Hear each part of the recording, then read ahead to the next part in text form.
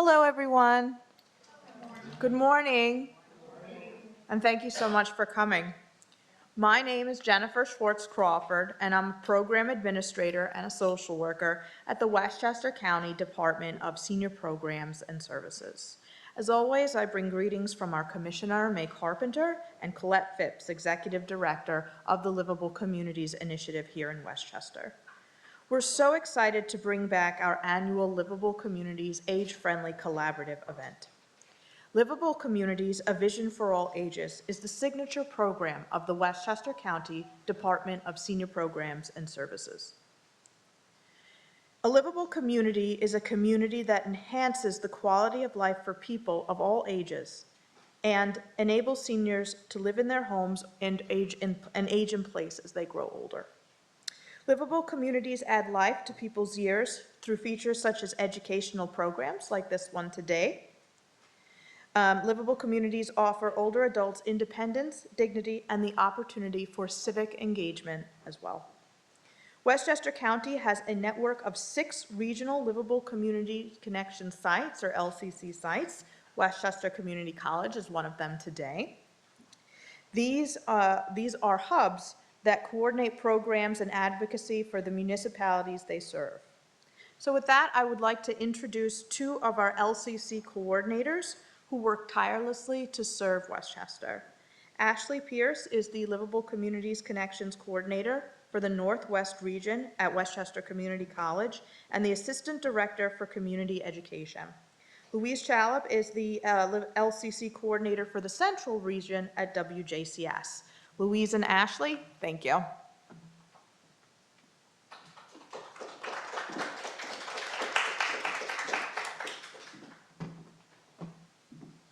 Good morning, everyone, and thank you for being here with us today. My name is Ashley Pierce, and this is Louise Chalop.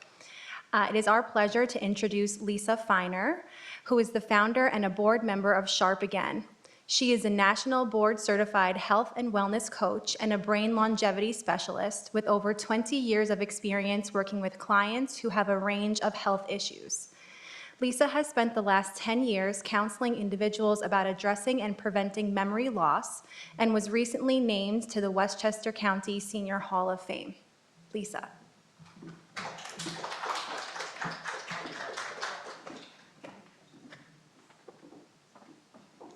Thank you so much, and it's so nice to see you all here today.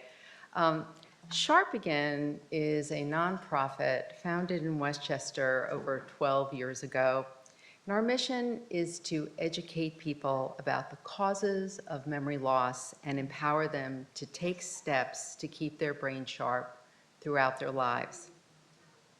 We meet people where they are and start them on the path to brain health by offering information, resources, things that you saw outside on the table, and tools, including our Roadmap to a Sharper Mind, which you can download on our website, our foundational coaching program, and our Maintain Your Brain community program.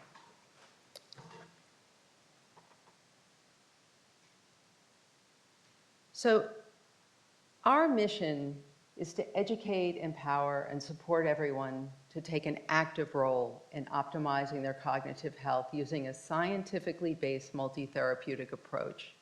So what that has meant for us is when we first started, we have always had a medical, and we used to call it medical and dental advisory board, comprised of lots of different types of health professionals who vet the information that we share. We also have, we monitor research. So as more research becomes available, we add things to our list of causes. You'll hear about one of them today, which is stress. And our mission, let's talk about our mission for a minute. We envision a world where dementia can be prevented, treated, and reversed, and where everyone has the ability to remain cognitively healthy throughout their lives. And I can tell you when we first started, people thought we were crazy to have this kind of a vision, but today, 12 years later, it's so nice to see the research catching up and that this is now a real possibility. Unlike years ago, there's so much we can do when we notice a pattern of forgetfulness or lapses in memory. Lifestyle changes made today can make all the difference as we age. So the connection between stress and impaired memory is well known by college students, executives, parents, seniors, really almost anyone. Stress has been on Sharp Again's list of causes of dementia since the very beginning. And Myra Oney, who will speak about stress and memory, she'll also give us some tools to start using right away. So this is what you'll hear about today: how stress affects you mentally, physically, and emotionally, the major causes of stress, how lifestyle factors can make stress better or worse, and how you can reduce the harmful stress in your own life. So Myra is a certified holistic health coach, a brain longevity specialist, and a Reiki Master Teacher. Her personal experience as a caregiver for her parents who suffered memory loss made her acutely aware of the many challenges that face both caregivers and patients. She focuses her practice on helping clients prevent memory loss and maintain their mental acuity and overall health through a variety of modalities. Myra has been working with Sharp Again for 10 years and co-created Sharp Again's foundational coaching program. Welcome, Myra.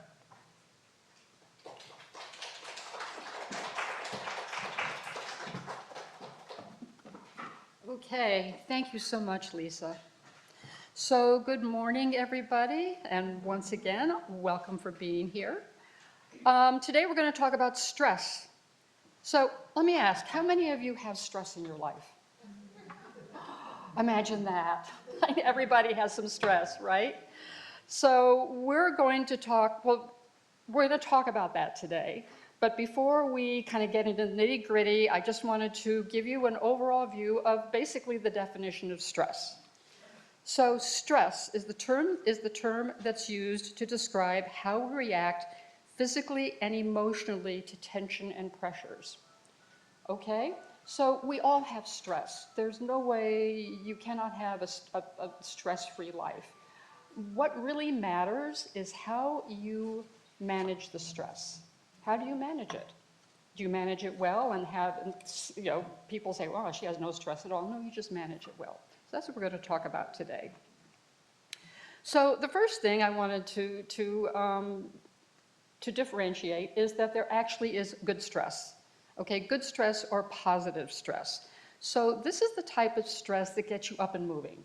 Okay, it gets you to appointments, it gets you through a project, it's a real motivator. So, stress is not always bad. Sometimes we really need it just to get stuff done. But the big thing about good or positive stress is that it's temporary. Your body has a physical reaction to stress, which we're going to talk about in just a minute. But when that stress is over, your body goes back into balance. It goes back into homeostasis. That's the big difference between good stress and bad stress. So bad stress is stress that negatively affects you physically, mentally, and emotionally.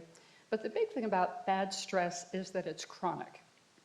It means that when you wake up in the morning, the stress is with you. It's usually a long-term stressful situation or something that has changed your life in such a way that you feel you're always being sort of bombarded by the situation. So one of the really interesting things about good stress and bad stress is that a lot of it has to do with your perception. So people who have a normally positive, sunny attitude most likely handle stress better than someone who tends to be more negative. Two people can look at the same situation and see it entirely differently. One will have a lot of stress, one won't. So let's talk for a minute about how stress affects your body, because this is really key to how stress affects your brain health. So the first thing that happens, right, is that you get triggered, like you're speaking, and you get triggered by stress. So the first thing that happens is there's a trigger. Some kind of a stressful situation happens, and your body goes, stress. I have to run away from the tiger. That's classic, running away from the tiger. The next thing that happens is that your hypothalamus, part of your brain, signals the pituitary and adrenal glands to release cortisol. Now, cortisol is, it's a pretty strong surge, and cortisol also regulates glucose in your body, okay? So when you get a cortisol surge, you're also going to get a glucose surge. Now, who knows what glucose is? Exactly, good. So when you get this glucose surge, I mean, it makes sense, right? Because that glucose is going to give you a lot of energy. But if it's sustained, as it would be with long-term stress, then what happens? Sugar issues, right? Diabetes, pre-diabetes.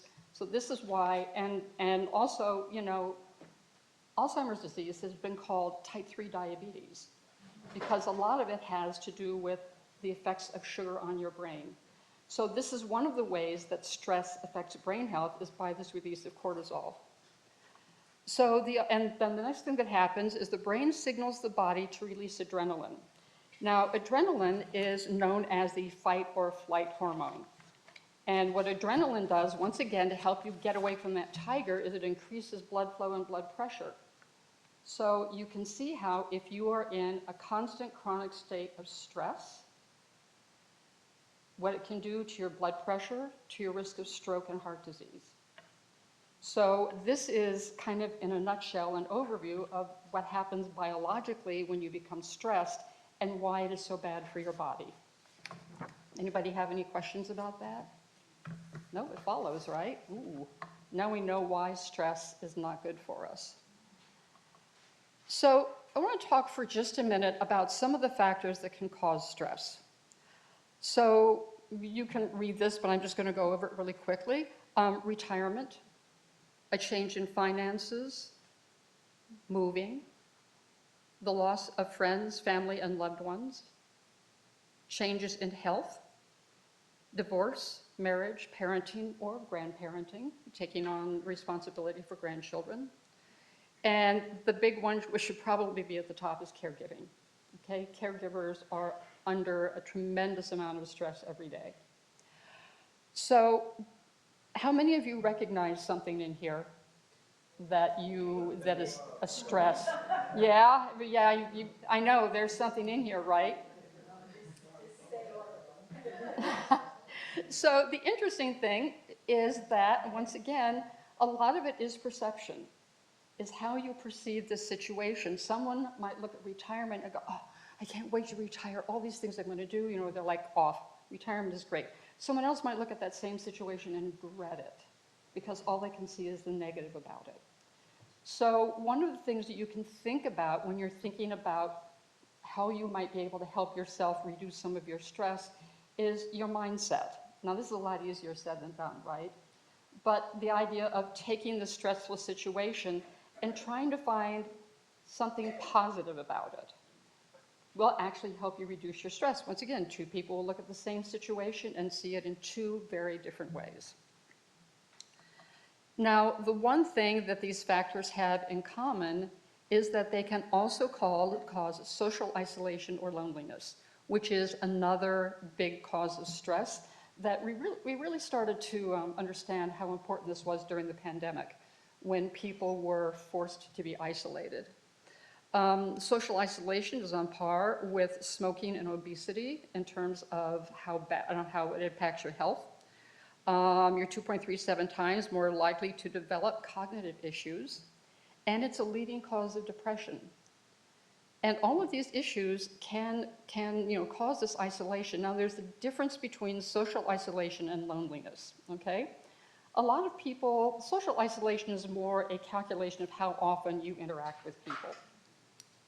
Now, you may not like really normally to be around a lot of people. You may be more of an introvert. As long as you are getting the contact with other people at the level that you are comfortable with, then you're probably fine. But if a person starts to feel lonely, okay, loneliness is a sense of disconnection. You can be in the middle of a party and feel lonely, okay? You can be obviously sitting in your house and feel lonely, but it's that sense of disconnection, that sense of loneliness that is really detrimental. Any questions about that? Okay. So we've talked in the last slide, we talked about situational causes for stress, okay? But stress can also have lifestyle causes. And this might be a place where you can actually go to work on helping yourself relieve some stress. So the first thing we're going to talk about is diet. So when have you ever heard of stress eating? Yeah, stress eating, right? You're under stress, and all of a sudden you start eating a quart of ice cream, you start eating a bag of potato chips because you're stressed out. You stop making good dietary choices.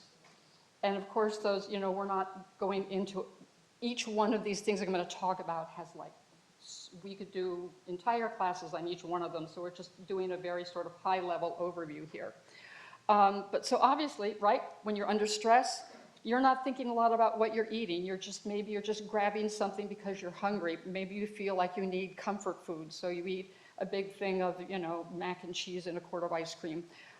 So that's how stress can make your diet worse, and your diet can make stress worse, right? Because what's going to happen, your cortisol level is going to go up as you eat all that sugar. So that is a lifestyle thing that you might be mindful of if you're feeling like you're under a lot of stress. Sleep. So, right, when you're under stress, one of the first things that goes away is sleep. Because if you're really worried about something, your mind is going to start going over and over again, right? You're going to start ruminating, is what it's called when your mind just starts chewing on something, you're ruminating on an issue. And does that usually happen? Oh, right when you're trying to go to sleep. So you're less likely to get a good night's sleep if you're under stress. And also, if you don't get enough sleep, you're less likely to handle stress well. Okay? A bad night's sleep, boy, that's just going to go out the drain. You're going to out the window. You're going to be irritable. You're going to not be able to make clear decisions. Because what happens is when you don't sleep, when you do sleep well, there's a biochemical process that happens in your body where there are certain hormones that I say they come out to play only when you're asleep, and they actually clear all the gunk out of your brain. So when you're sleeping, your brain is very active.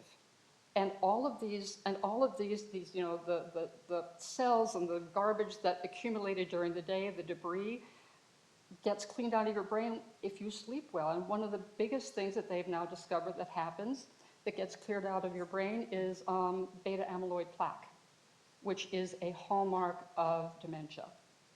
So sleeping, yeah, stress, sleep, brain health, important to try to get a good night's sleep. And the next thing is exercise. Okay, so this is really interesting. How many of you exercise? Whether it's just going for a walk, wow, look at that. Okay, that's wonderful. Whether it's you take a class, you just have a regular walking routine, you go to the gym, exercise has been called, there was a doctor who said if he could put exercise in a pill, he would never have to write another prescription. That's how powerful it is. Exercise helps increase your blood flow, increases muscle strength. Also, depending on what you do, it might get you out with other people, so you take care of that social isolation piece. It helps stabilize your blood sugar, and it eases depression.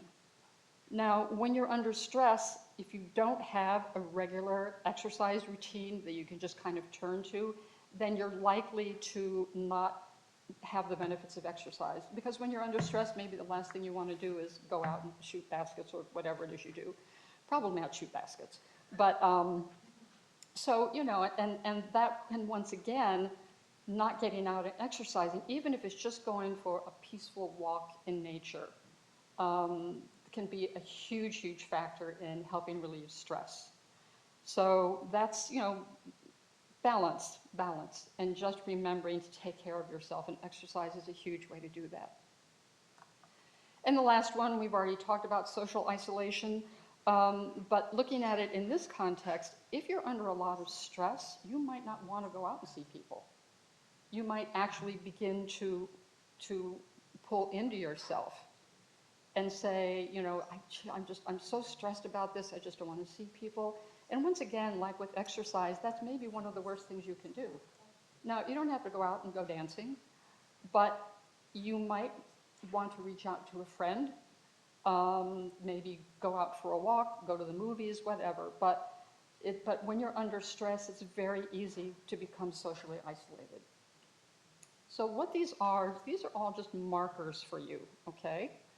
Just markers for you to say, yeah, okay, I see how that works. I see where maybe this is someplace I can do a little bit better. Sorry? Yeah. Regarding that, where does alcohol fits in there? Some Yeah. people use that for stress, and alcohol fits in there. Yep, you're absolutely right. And many times people use alcohol to try to decrease stress. And that's not the answer, right? Because alcohol, among its other issues, and there is a form of dementia. There are many different forms of dementia, and one of them is alcohol abuse. And so if someone is abusing alcohol and they're having memory issues, well, stop drinking and those memory issues might go away. Not an easy thing to do. I'm not saying it's easy for someone who is especially an alcoholic, to stop drinking, but alcohol is a big thing. And yes, it's not really the answer. So if you tend to drink alcohol in order to relieve stress, that's something you might want to pay attention to and maybe get some help with, because that's a very good point. Thank you, sir. Okay. So we're going to talk about some ways to reduce stress. And if you're sitting next to someone, or if you're sitting behind someone, I'd like to just do a little bit of sharing here between yourselves. These are some ways to reduce stress.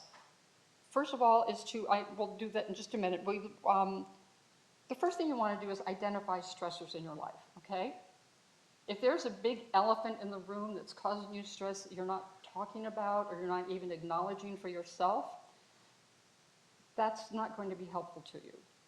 You need to say, you know what, this thing is really causing me a lot of stress and I need to do something about it. The next thing is to practice mindfulness in daily activities. So what does that mean? You've probably heard the term being present. That's what this means. This means whenever you feel your mind racing off in another direction and starting to tell all kinds of stories, to just say, oh wait, take a deep breath and say, okay, here I am standing in front of my kitchen sink. Put your hands under the water, feel the soap suds, bring yourself back to the present. Okay, this can break that cycle of thinking, especially if it's worrisome thinking. Just simply becoming present by looking around your environment, by doing something that you can feel in your hands, your body, to bring you back to the present moment will break that thought cycle and help you reduce that stress. Connect with your tribe, okay? So this is connect with your friends. Or maybe they're not even really friends, maybe they're just acquaintances. Maybe they are people from the library, the book group, and it's really interesting. There's been more research done now on the importance of casual contact, okay? So the person checking you out at the grocery store, the person delivering your mail, the people in your physical therapist's office, these are points of social contact that are very valuable and very positive and can be very helpful. And connecting with your tribe is a little bit a little deeper than that. People who you share an interest with, a hobby or a book club or something, but connecting with your tribe is a wonderful way to reduce stress and social isolation. Stay curious. I love this one. So stay curious about things. I think as we get older, we have more of a tendency to sort of go, oh yeah, I already know that. I already know that. Well, what if you start asking questions like, what if? What if you just become curious about something that you read about, something you hear about, something somebody says to you? It might take you in a really interesting direction. You might decide that you're curious about learning something new. And learning something new is a really wonderful way to get your brain active and moving. We always say, learn a new language, learn an instrument. Maybe those things are out of your reach, you're just not interested. But what's something that you are interested in, that you might want to pursue? One of the things that pursuing a new hobby does, or pursuing a curiosity, is that it helps your brain develop new neural pathways. And those new neural pathways will help keep your brain healthy and can, in some cases, even circumnavigate areas of your brain that may have been damaged to build new pathways. So being curious is really good, as well as it's just fun. You know, I mean, what fun is it to say, yeah, I already know that, instead of saying, oh, tell me more about that. I'd like to learn more about that. Find ways to be of service. So this is really a very purpose-driven, so this is a purpose-driven thing, all right? To have a purpose with your life, in your life. Now, when I'm talking about a purpose, you may have a big overarching purpose. You may love to work in animal rescue. You may volunteer in a hospital or do some other type of volunteer work that's really meaningful to you. That kind of purpose can really get you up and out of bed in the morning. It gets you around people, and it just gives you a sense of, yeah, this is what I'm here for. But if you don't have a big overarching purpose like that, it can be something small. It can be, my purpose today is I'm going to cook myself a healthy meal. My purpose today is I am going to go for a walk. My purpose today is to take care of myself and make myself healthy. So think about where you might have a sense of purpose in your life, because that can, once again, keep you up and going and reduce stress because you're thinking about something positive instead of what may be a negative stressor.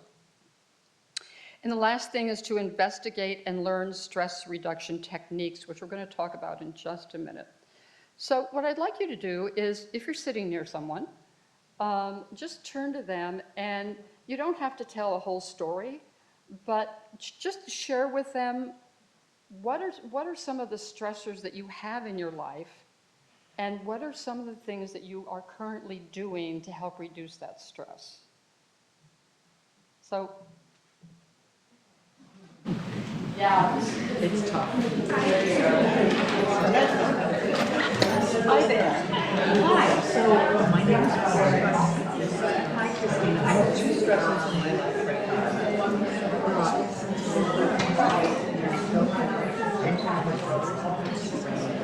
That's a big one. And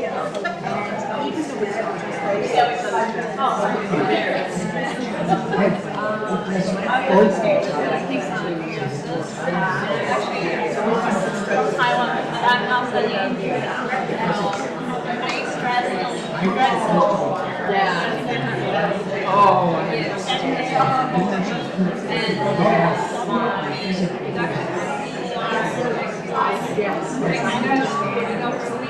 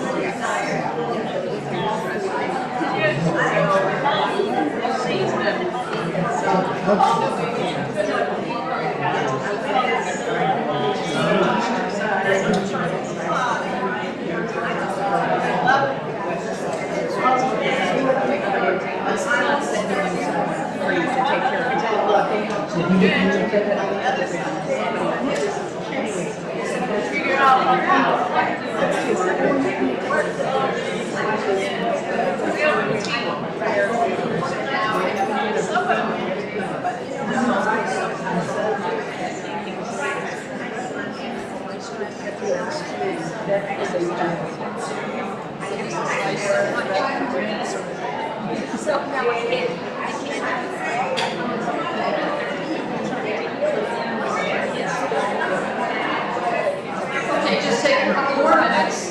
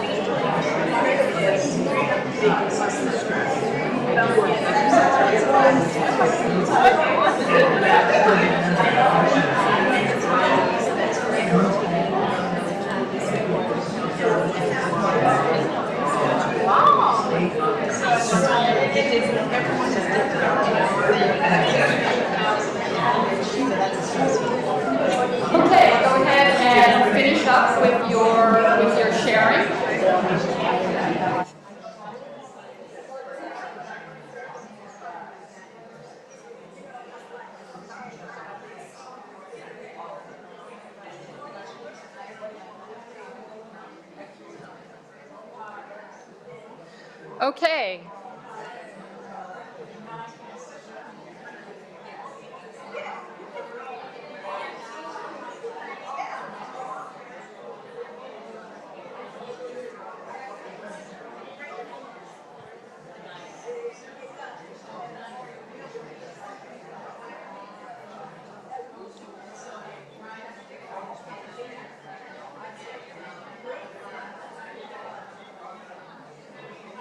Okay, so let's talk for just a minute. Everyone is so engaged. I love this.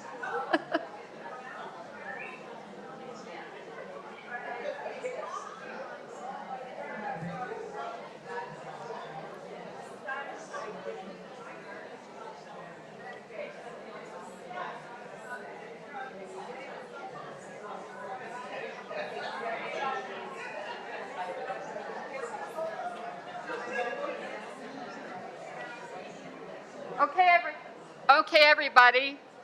I just want to move on a little bit here. And thank you so much for being so engaged. If you have made a new friend or a new acquaintance, I hope that you follow up with them after the presentation and talk a little bit more about just continue your conversation. This is great. So I just wanted to, and you might have talked about this a little bit in your sharing just now, but these are some more specific ways or techniques that you can relieve stress. So one of them is obviously to talk about your feelings, whether it's with a therapist or with a trusted friend or family member. Listen to music. There's been a lot of research done on how important music can be. Something that you enjoy, if it's something you just enjoy listening to or that you like to dance around with, music can be a terrific way to help reduce stress. Manage your time. Now, this is something that a lot of people don't think about, but if you don't manage your time well, then you can be constantly worried about if you're going to make an appointment, if you're going to have time to get something done. But learning to manage your time, whether it's just with a paper calendar or something on your phone, an app, learning to manage your time can be very important. And especially if you have some kind of a project or a goal that you want to make sure that you set enough time aside for, just put that time into your calendar.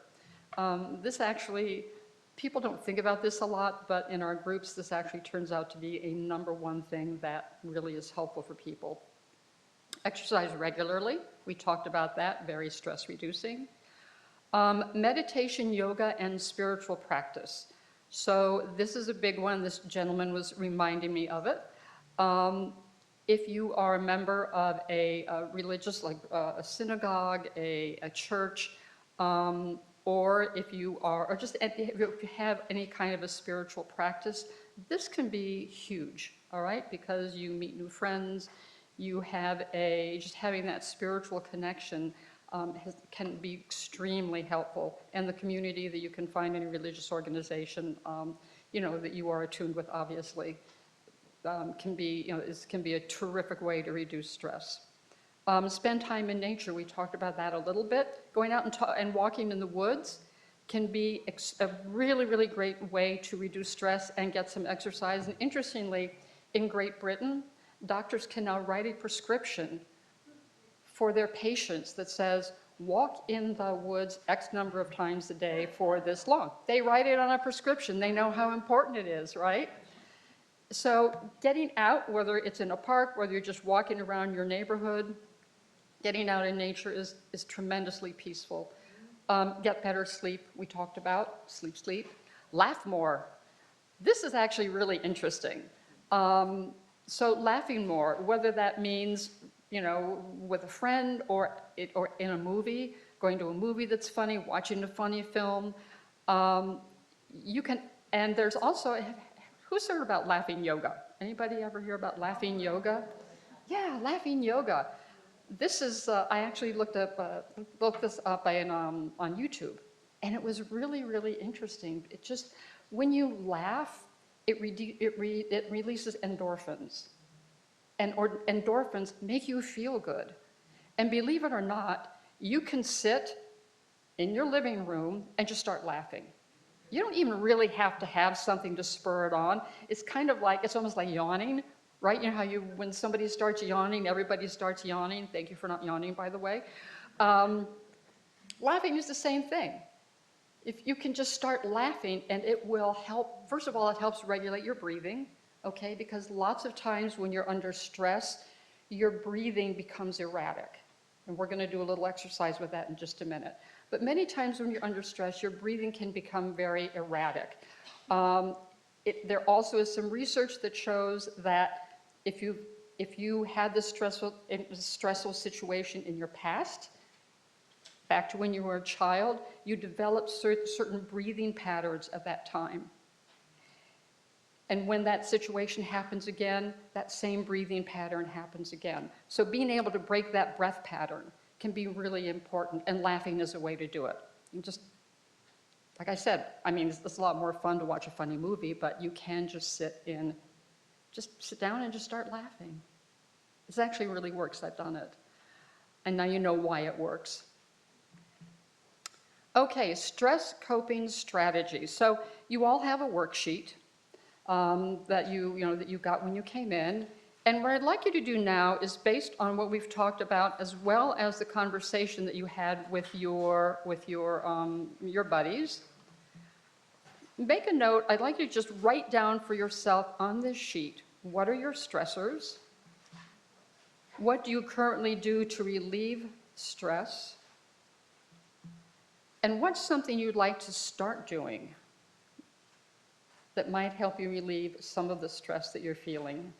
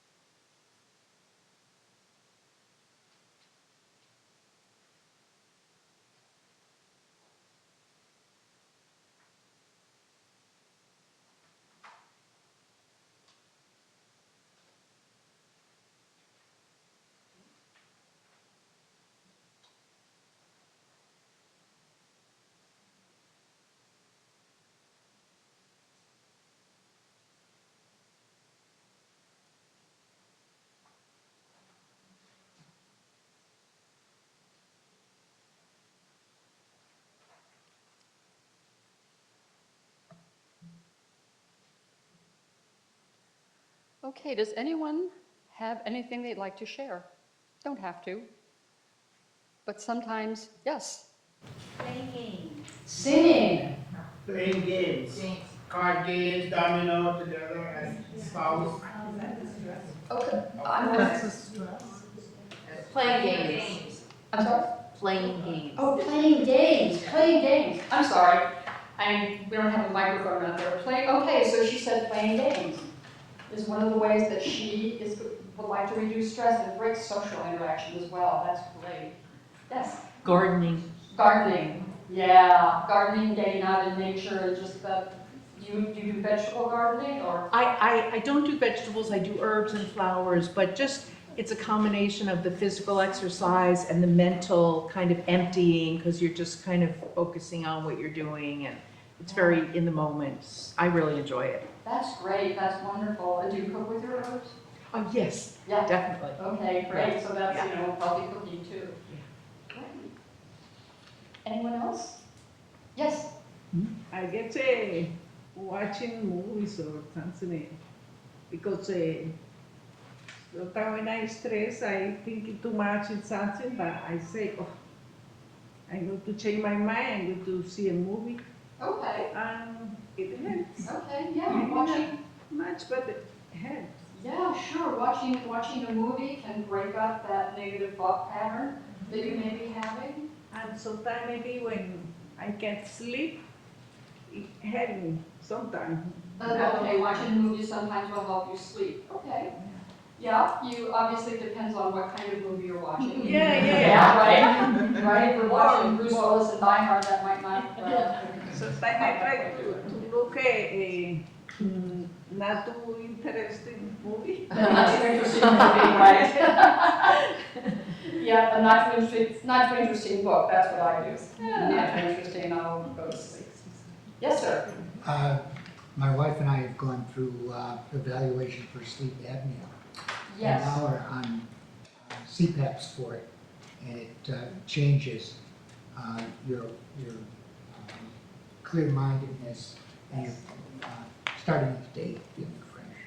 Yep, that's good. This gentleman said that he and his wife did some sleep studies, and you both now use a CPAP? Yeah. Use CPAPs, yeah. Yeah, so a CPAP, once again, sleep apnea, breathing issues, this is part of what we talk about in SHARP again. In fact, two of our medical board of advisors, it's actually their dentist is their specialty, is sleep apnea. So that is, once again, a great way to help get better sleep, which, yes, clearer thinking and less stress. It's good, thank you. I just started with that also, just recently. With the Real CPAP. age. Mm-hmm. And is it helping? Yes. Good, yeah, sleep is a big one. Lisa? Journaling, I like to write, Okay, sometimes do a brain dump, a mind dump. yeah, no, journaling and writing, that's a really wonderful way to get your thoughts out, but also to bring your thoughts together, right? And there is a practice called the morning pages, where when you wake up in the morning, you spend, I don't know, you have 3 pages of notebook paper, and you just write for like 15 minutes. You just write and you fill up those pages. And it's like a brain dump. So anything that you woke up with that you're worried about for the day or that came up overnight, you just brain dump. You write it all out in this journal. And I actually just read a study on that, and it says that it can be immensely helpful in helping reduce stress because you get all of that out of your brain and you don't worry about it anymore.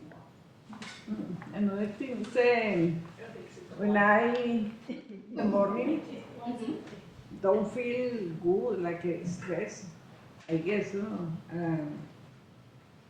the reason why I'm so stressed.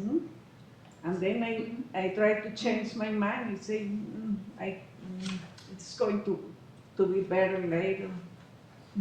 Right, good. So it's almost like gratitude, right? Yeah. The gratitude journaling, yeah. Having a gratitude practice, morning, evening, just being thankful for things in your life, or even just the feeling of being thankful. I think that's really what it is. You can look at a beautiful flower and say, I'm so thankful, and then you look at this beautiful flower. So let's take one more. How about spending time with the grandchildren? Spending time with your grandchildren.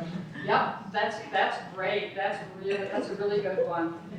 And yes, ma'am. Did you? I was trying to get your attention for that. Okay, yeah, spending time with grandchildren, and once again, interesting, right? It can be a perception thing. You might really enjoy spending time with your grandchildren, or you might not. So, once again, perception and what's going to be the best for you. Yes. We haven't talked about body work, but some people enjoy that and Yep. can find it relaxing, like massage or Reiki or, that Yep, sort of body thing. work, massage, Reiki, acupuncture, those things can also be extremely helpful in reducing stress. Acupuncture. Yeah. Yes. How do you work with a sister and a brother-in-law? It's very negative, it doesn't work well. It's apparent we're all taken care of. Stay away from that. I'm sorry, what, you work with a sister and brother-in-law? We're all taking care of my mom. Oh. They're very difficult to work Very stressful. That is very, very stressful, and that's a big conversation. Yeah, that's a big conversation, and I think that just remembering, one of the things I didn't talk about here, because I lost it in my notes, is a sense of control, okay? So the more that you sense that you can control a situation, although control is often it's a myth, but the more that you sense you can control a situation, the less stressful it's going to feel to you. Now, when I say that, you know, you can't really control what other people say or what they think. You can't do that. But you can control how you react to it.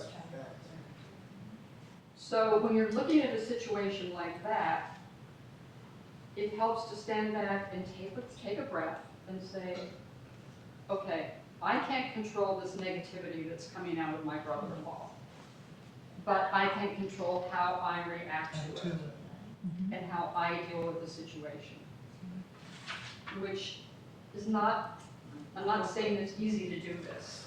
It's not, and it does require,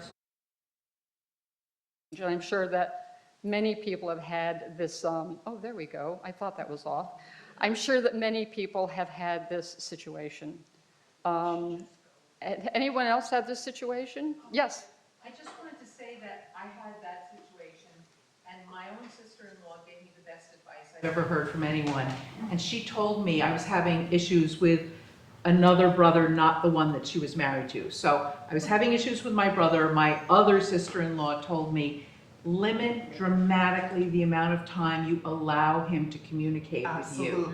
So limit the amount of time, specific hours of the day where you will accept a phone call or an email. And it really helped, really helped. Yeah. Setting Boundaries, that's great. Good, thank you. There's somebody back here who's been raising their hand. I'm sorry? Oh, okay, yes, ma'am. One of the stresses that I've been dealing with is continuous pain.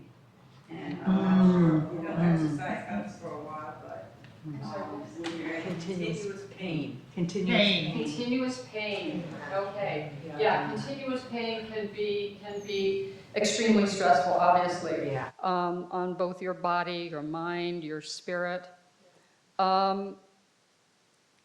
So, you know, assuming that the pain is not relieved by medication or by body work, then it really does become, and this is actually a really good segue into what we're going to be doing now.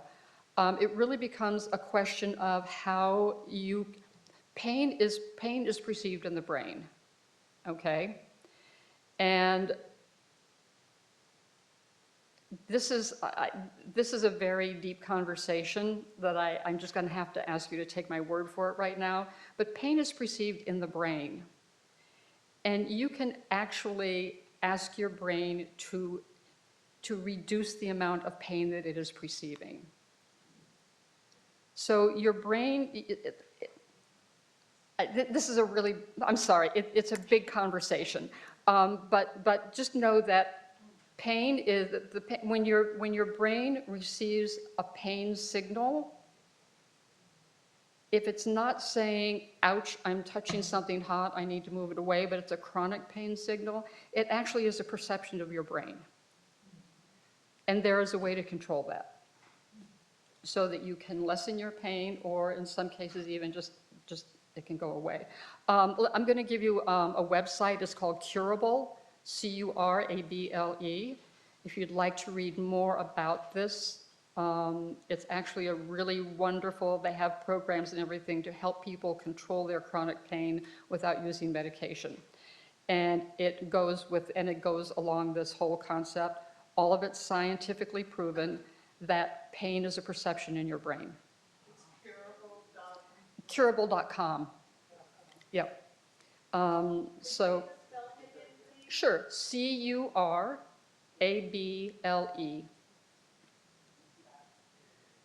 So that's the best thing for you to do, to look at this information more and see if it's something that can be helpful to you.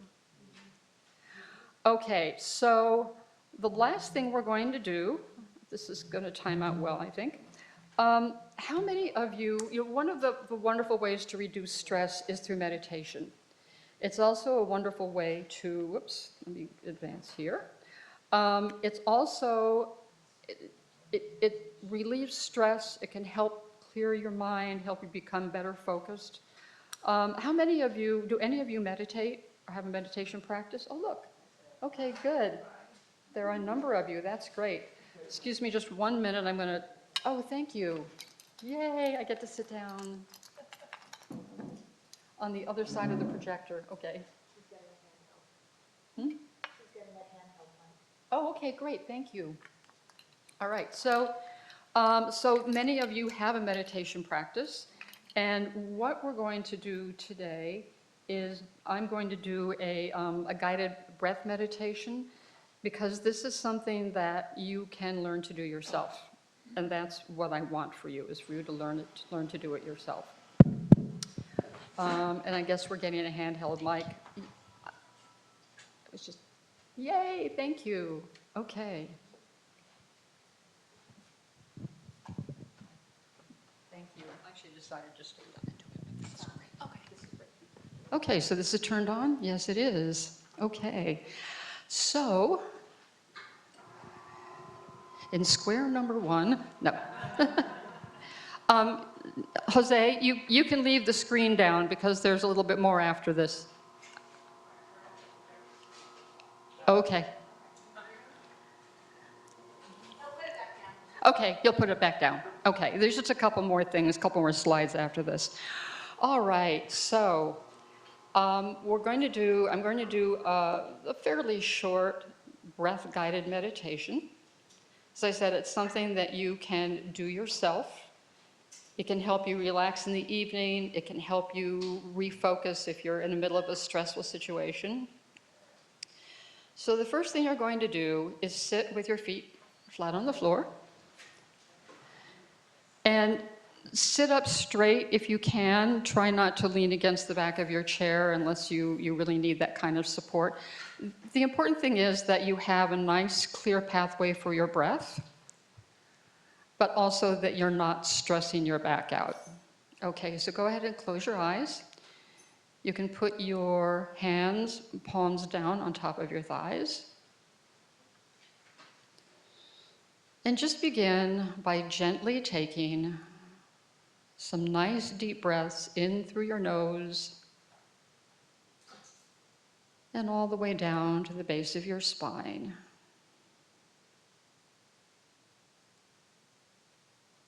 Nice, deep, gentle breaths, noticing that the air that comes in through your nostrils is cool and dry, and the sensation of the warm air as it moves out.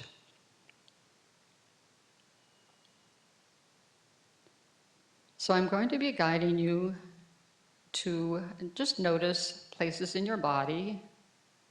And what I'd like you to do is, as I guide you, take a nice deep breath into that area of your body. We can unify body, breath, and thought. So take another deep breath in through your nose and exhale. Then put your attention on your throat and take a breath at your throat.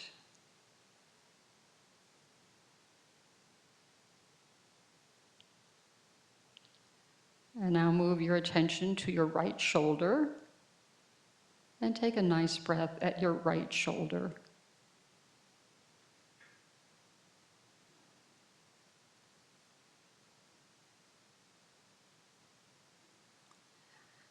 And now move your attention to your right elbow and take a nice breath into your right elbow.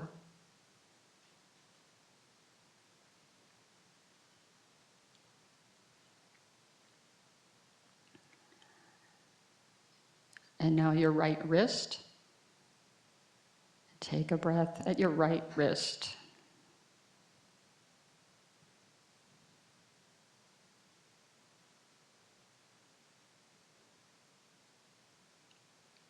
And now take 2 breaths at the tips of each of your fingers.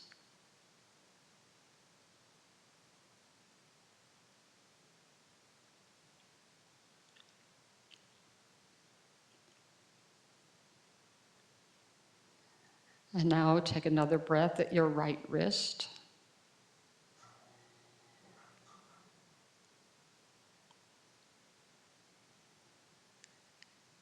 Your right elbow.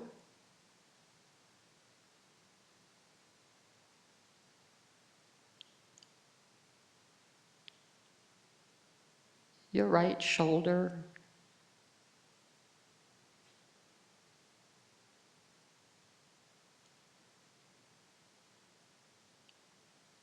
A breath at your throat.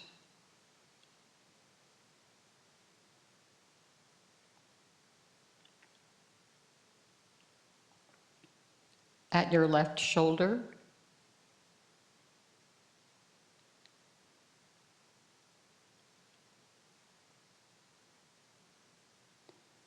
Your left elbow.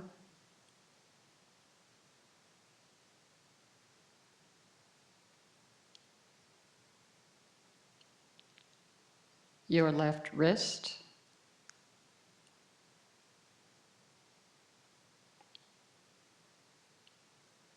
And take 2 breaths into the fingertips of your left hand.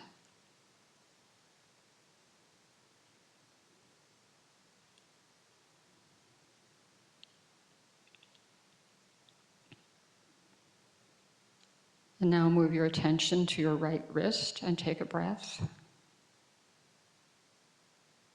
Your left wrist. And now your left elbow.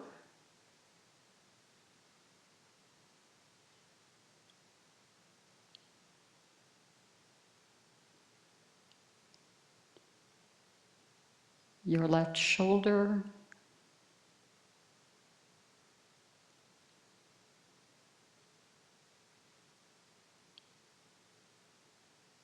And now bring your attention back to your throat and take a breath.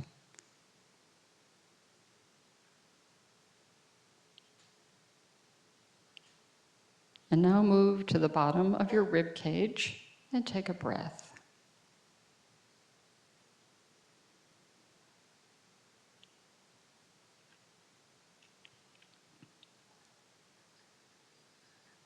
Take a breath at your navel center.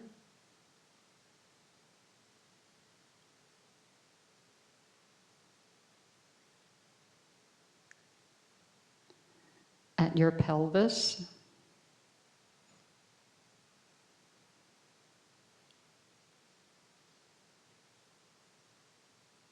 And now move to your right hip. Take a breath.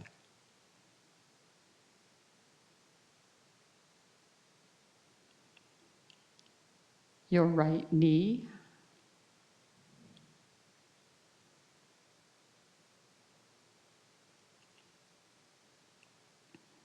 Your right ankle.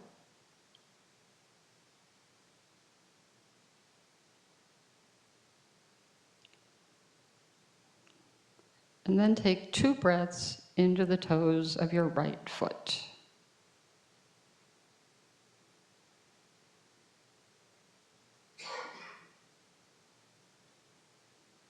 And now move back to your right ankle, take a breath.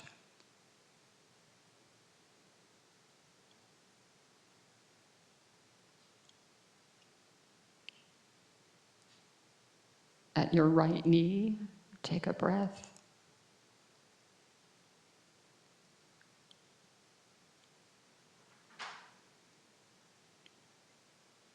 Bring your attention to your right hip and take a breath.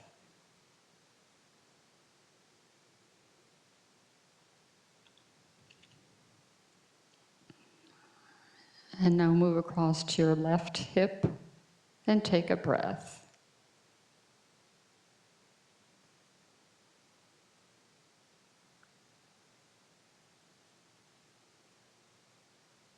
And down to your left knee.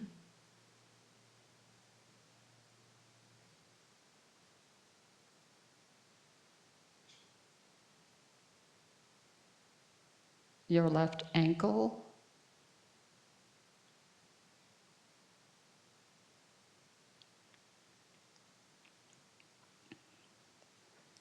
and take 2 breaths into the toes of your left foot.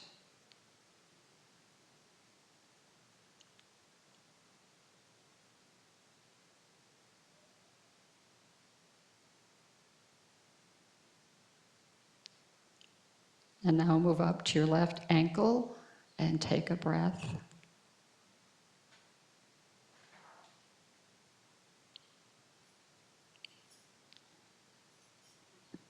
Bring your attention to your left knee and breathe.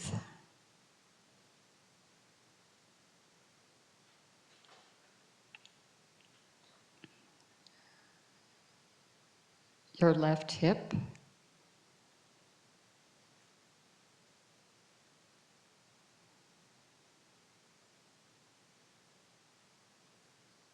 and now bring your attention back to the navel center and take a nice breath in there.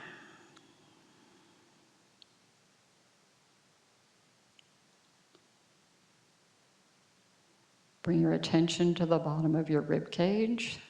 A nice inhale and exhale.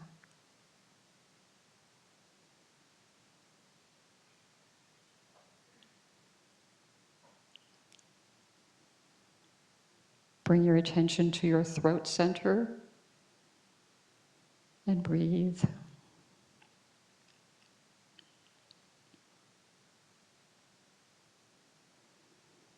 Bring your attention back to your nostrils, once again feeling the air moving in and out.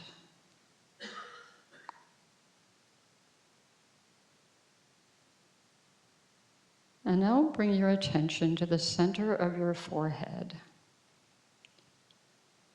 This is the home of the mind. Focus all of your attention on this area and take several breaths. You may even possibly feel a slight pulsation in this area of your head.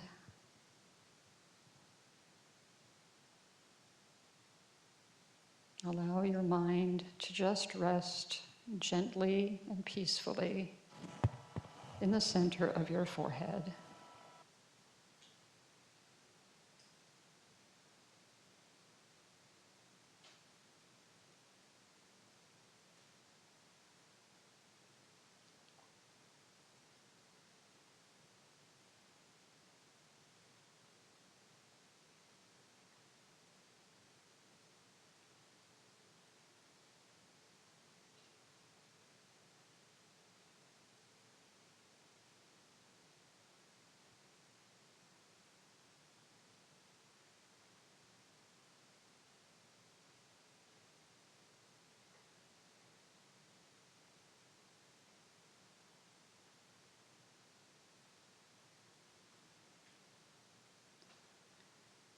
Now become aware of the space around your body.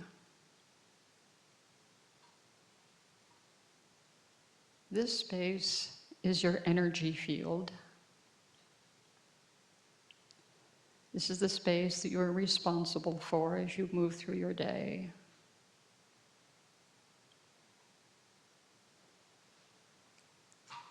It's also where we receive and give a lot of our nonverbal communication,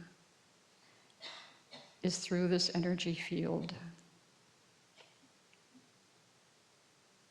You might possibly see it in different colors. You might see it as a bubble.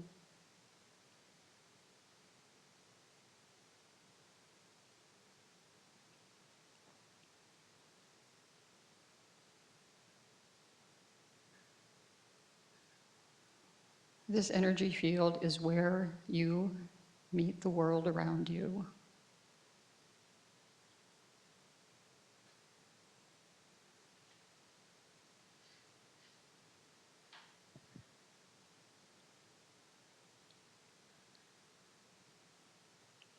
So now bring your hands up in front of your face with the palms facing your eyes. And then go ahead and open your eyes and become aware of the physical space around you.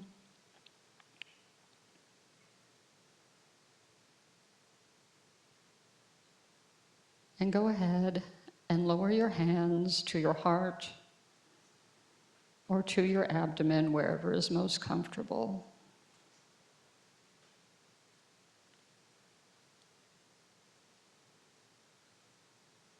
And just say thank you to yourself for taking the time for this practice today. And perhaps even make a note that it's something that you're going to take with you when you leave. And try out whenever you feel stressed, if you're having trouble sleeping. You can do this lying on your back in bed, and it's very, very peaceful. Okay, go ahead and just become aware of the room around you. And now, I guess, Jose, you can get the screen back for just a minute. Give me 1 second. Sure, no problem.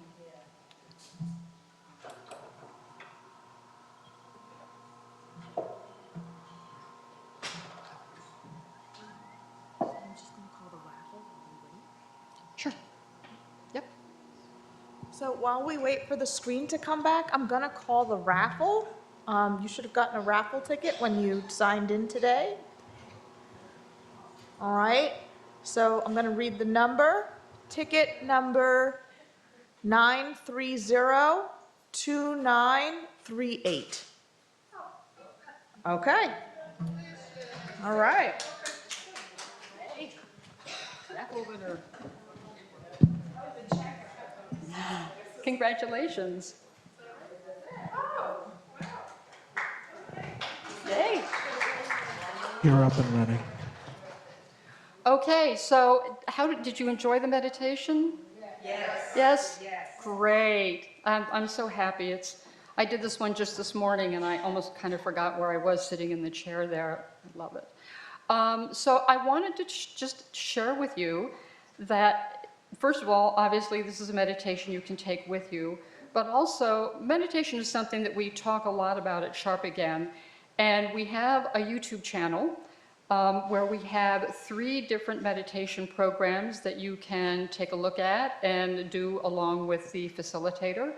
Vibu Negral is one of our board members, and she has done most of these. I think I have done a couple of them as well. We have Awaken and Energize, which is a 14-session de-stress and rejuvenate and recharge the brain. Don't Hesitate, Let's Meditate is 8 sessions. And then we have De-Stress with Breath, a 5-day challenge. So these are all available on our YouTube channel for free for you to take a look at and see if there's something there that can help you either deepen your current practice or maybe start a new one. And I also just wanted to talk very briefly about a couple of other programs that we have at Sharp Again that cover a whole variety of subjects pertaining to brain health. One of them is our free webinar series. We do a monthly webinar that is hosted by a professional in their field. We had a wonderful cooking demonstration yesterday. We also quite often will have a doctor or a therapist who is presenting these programs. We have one in July, Brain Health 101, that you might be interested in getting onto. And if you're on our mailing list, you'll get information about all of these. And in July, I think we have one, in August, we have one on exercise. We also have, this is sort of a linchpin of Sharp Again, is our foundational coaching program. And this is a program that meets on Zoom. It's a 6-week program, a 6-week group program, but then there are 2 one-on-one coaching sessions with your coach at the beginning and the end of the program. And there's a lot of information, but the most important thing about it is the coaching. Because one of the things that we urge you to do is to set a goal, something that's obtainable, and over the course of the 6-week program, you work towards that goal, and you have the support of a coach and also your fellow participants. So if this is something that you might be interested in, we have a group starting in July and then another one in October, and there's information out at our table. And all I have to say is it's a wonderful program and extremely affordable. So we're at the end. We're at Q&A. I know we've talked a lot over the course of the presentation, but does anyone have any questions? Yes? The answer to this would be, whatever you learn today is going to help you. However, I wish I could control my hypothalamus and whatever cortisol and adrenaline that I'm releasing, because I have read that it sounds weird, but it sounds settled on your middle, and I know I'm releasing a lot because my middle is expanding. So is there something we can do to, inhibit the release of cortisol and adrenaline? Right, well, basically the non-medical answer, the non-prescription drug answer is what we've been talking about today. Right, right, and meditation is proven to help all of those situations, all of those things. Some people don't meditate, they can't get into it, they don't like it. So using one of these other stress reduction things can help you. Possibly seeing a therapist if it's something that is really deeply emotionally challenging. A therapist could help you as well, or could help someone with that as well. I think that's helpful. I think at this time of year, Yes. it's so nice out that any days you can get out even for a 10 or 15-minute walk. Yes. It's great. If you can make a point to do that, like 5 out of 7 days, it's really helpful on many levels, like the exercise, yeah. Certainly does, thank you. Thank you very much. Sure. Anyone else have any questions? Okay. Yes. I don't know why maybe it happened to you, some people, that when you can't sleep and you try everything, meditate, but no, your mind don't get it. You try and try. I don't know what happens with I know. I think my heart is beating. Yeah, well, and the thing about sleep is that there are actually therapists now who specialize in sleep, because one of the things that can happen that will keep you from getting good night's sleep is that you're so worried that you're not sleeping. Right? You just get very worried and stressed out because you're not sleeping. I'm not sleeping. And that makes it even worse. All over there. And that makes it even worse. And there actually is cognitive behavioral therapy now to help people with their sleep issues. And so if it's a really bad chronic sleep issue, it might be something you want that nothing else is helping. I mean, these are all strategies that are proved to work and that you can do on your own. Okay? And sometimes you just can't do it on your own. Sometimes you really don't need to get help. Anybody else? Yes. Yes. Regarding sleep, when you close your eyes, think of something very pleasant. The other thing is you can get a picture that create waves, very calm waves. It's very, very effective. Yep. That's great advice. That's great advice, to just bring something, a positive image. Or if you have a moment, sometimes there will be a moment in my day that I feel like it's just a perfect moment. And usually it's in my garden. And I'll just carry that with me, So if something like, I'm having a lot of work done on my house right now, and around it's very, very stressful. And sometimes I just have to sit and think of something, just something beautiful, something peaceful. Yeah. Anyone else? Okay, well, thank you all for being here today. Thank you. Lisa and I will both be around to talk to us, and I do hope that you take a look at our website. There's a lot of information on it. We have a lot of really great programs. So thank you all for coming.